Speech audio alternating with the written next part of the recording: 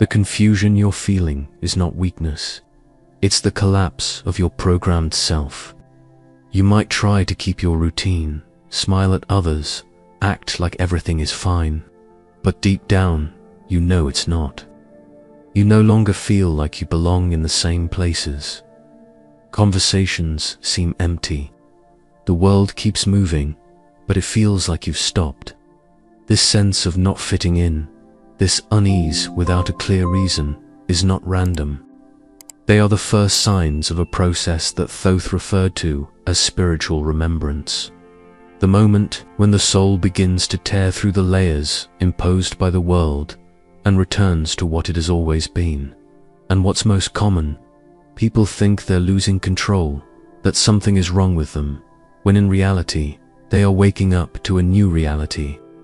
You may not understand everything that's happening, but something inside you already knows this isn't just exhaustion. It's not just anxiety.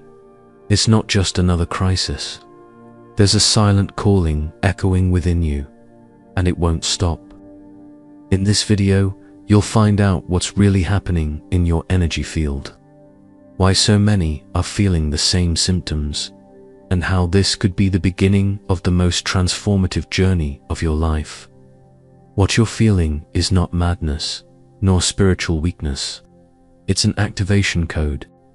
Thoth taught that true awakening begins when the soul can no longer bear to live, trapped in patterns that don't match its divine nature. Before the light comes, the collapse. Before expansion, the dismantling of the false self. And that's exactly where most people give up. In the moment when everything seems to fall apart from within. But what few realize is that this collapse is not destruction, it's an opening. The soul doesn't scream, it goes quiet. It shuts off the old channels. Friendships begin to fade. Things that once brought joy lose their shine. Your sense of time shifts. Sleep no longer brings rest, and your thoughts feel like they belong to someone else. This is the point where the mind, still conditioned, starts to panic. But for Thoth, this was the exact moment when the being began to return to its origin.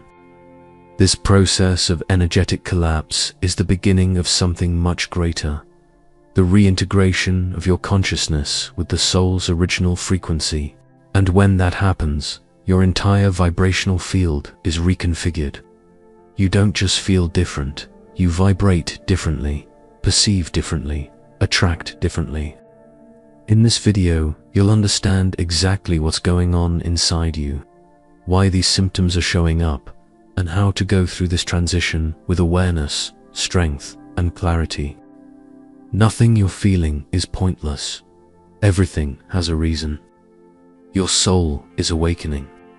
And there's an ancient wisdom that explains every detail of this process. Thousands of years ago, long before modern psychology or today's spiritual language, Thoth described an inner transition process he called the rebirth of the soul. For him, awakening wasn't a sudden or overly mystical event. It was a cycle, a pattern, a natural response to the saturation of the illusory self. In the Emerald Tablets, Thoth spoke about the inner chamber of silence, a symbolic place where the sleeping consciousness began to shed the shadows that kept it tied to the material world. This idea echoed across other ancient traditions. In ancient Egypt, for instance, the process of initiatic death involved not only the physical body, but also the individual's psychic structure. The identity would be taken apart. The ego would go through an internal judgment.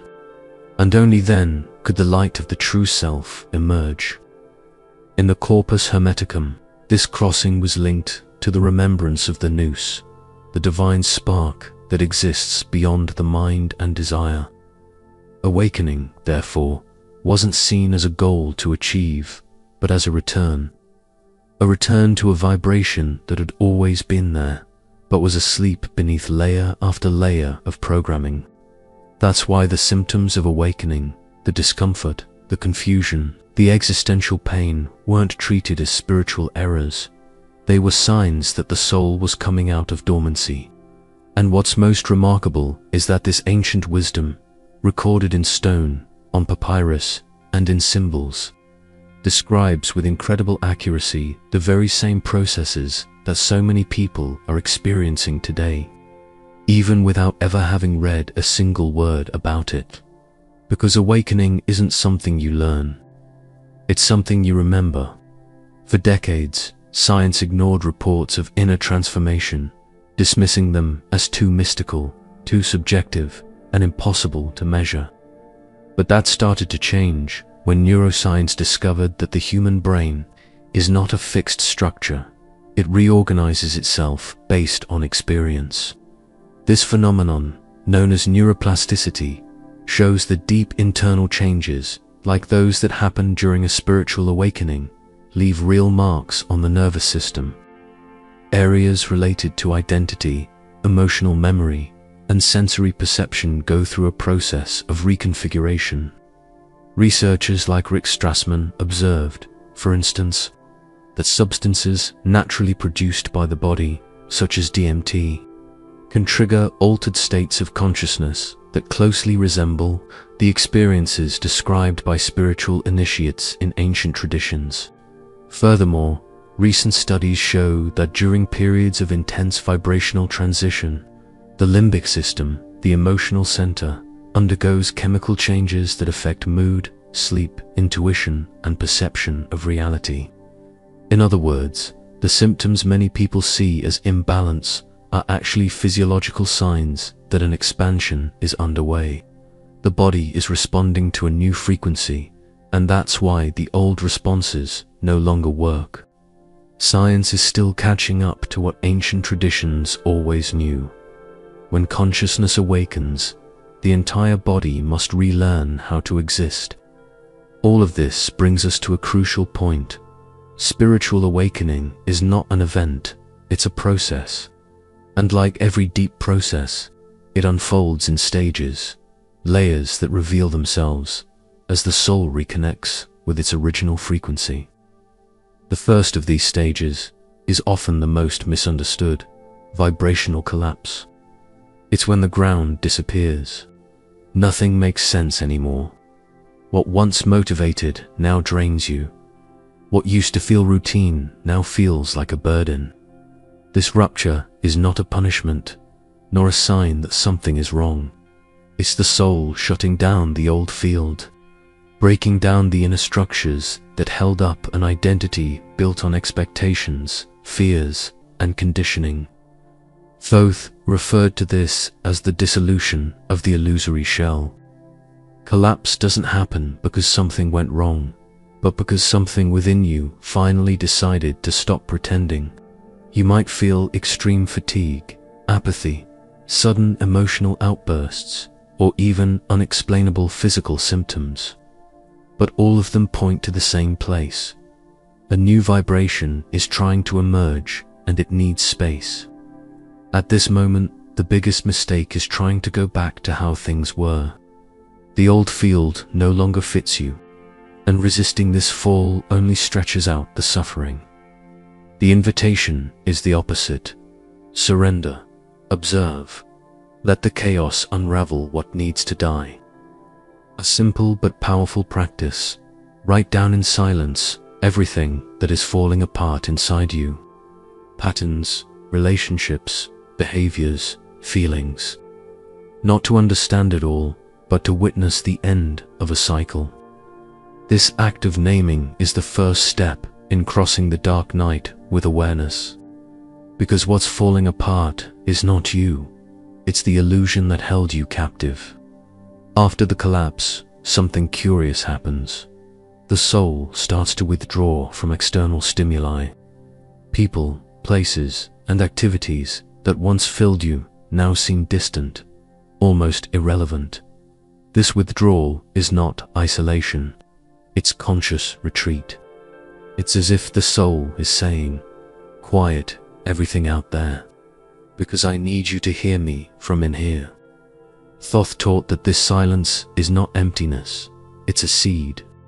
In the Hermetic tradition, This phase is when the initiate steps away from the ordinary world to reconnect with their own frequency. But in the modern world, this can seem strange. People start to wonder why you've become more introspective, more sensitive, less present. And you yourself might wonder if you're missing out on something outside. But in truth, what you're gaining is sacred space within. It's in this retreat that the soul begins to reorganize its vibrational architecture. And if you have the courage to hold that silence, you'll realize it isn't absence, it's a portal. A portal of listening, of reconnection, of realignment. Micro-action. Choose a moment in your day, even just 5 minutes, to disconnect from everything. No screens, no noise, no interference. Sit with your breath and simply notice what arises. If unease comes up, observe it. If clarity comes, welcome it. If nothing comes, just stay. This time of active listening is the soil where your new vibrational field begins to bloom. Because awakening doesn't come with immediate answers. It is woven in the space between the noise. As the soul retreats, it doesn't just reorganize thoughts, it starts to restructure the entire field of identity. You no longer know exactly who you are. And while that might feel uncomfortable, it's actually a good sign. It means the old self is no longer in control. Thoth used to say that the true self is not a character with a name, a job, and a past. It is a vibration. And when that vibration starts to emerge, everything built on labels begins to fall apart. Goals that once seemed essential lose their grip. Social roles lose meaning. But it's in this not knowing that truth begins to arise. It's the space between the old and the new, and it needs to be honored. Because any attempt to rush in and fill that space with ready-made answers will only recreate what was meant to be left behind. This is a time for deep listening and quiet restructuring. And with it, something even more sensitive starts to unfold. The body begins to respond. The nervous system vibrates differently. Intuition sharpens. Sensitivity increases. Some people feel chills, heat, pressure in the head, or insomnia. Others cry without any apparent reason. These symptoms are not flaws. They're signs of a body that has become an antenna. Everything is being recalibrated to hold a new frequency. Micro-action. When you notice one of these symptoms, instead of escaping or suppressing it, ask yourself a simple question. What is my soul trying to show me right now? Then pause, breathe, listen. The answer may not come in words, but it will come as a sensation, a wave of clarity, or a feeling of lightness. Because when the body becomes the language of the soul, the external world inevitably begins to shift. Tyler had always been the kind of person who thrived within the system. Stable job, well-structured routine, goals achieved, professional recognition. On the surface, everything seemed right, but inside, a quiet restlessness began to grow. Nothing inspired him anymore. Conversations felt repetitive. Achievements felt empty. He tried to ignore it, to push through like always. But the signs kept getting stronger. Unexplained anxiety, trouble sleeping, a tiredness that made no sense. Until one ordinary morning, Tyler looked in the mirror and didn't recognize the person staring back. That was when he stopped trying to fix his life and started listening to what it was trying to show him. He stepped away for a few days, turned off his phone, left the routine behind. In the silence, he realized the discomfort wasn't the problem, it was the calling. Tyler dove into ancient books, listened to talks on spirituality, found records of ancestral wisdom, and discovered that what he was going through wasn't a breakdown, it was a birth. That's when he began to honor his own rhythm. He created simple rituals, changed the way he breathed, ate, and thought. The nights were still long for a while, but he no longer fought them, because he understood that every discomfort was a reminder that he was crossing over. Today, Tyler is still in transition, but for the first time, he feels like he's moving in the right direction, not because everything is resolved, but because he finally stopped running from what his soul had always known. The greatest obstacle for those going through awakening is not the pain. It's the urge to go back. When the symptoms intensify, when the confusion becomes overwhelming, everything in you wants to hold on to what's familiar, old habits, relationships, routines. Even when those things no longer make sense, they still feel safer than the unknown the new path demands. That tendency to retreat is natural but dangerous, because it silently sabotages the process of realignment, trying to rebuild a vibrational field that is already collapsing. Thoth warned of this. The initiate who returns to the old world with a closed heart becomes a prisoner of their own illusion. The soul has already moved forward. It's the mind that's still resisting. The solution lies in transforming the urgency for answers into radical presence. The Hermetic law of rhythm teaches that everything moves in cycles, including the stages of awakening. When you understand that each wave of discomfort is part of a greater flow, you stop fighting it. You begin to ride the wave instead of being swallowed by it. Micro-action. Every time you feel the urge to go back to your old self, pause for a moment and make one simple gesture. Place your hands over your chest and say silently, "I hold myself where I am." This gesture re-anchors your vibration in the present and strengthens your commitment to the process. Because the one who stays with the discomfort, with awareness, makes it through. What you're feeling is not the end of something. It's the beginning of everything you came here to be. The collapse, the confusion, the silence, the pain.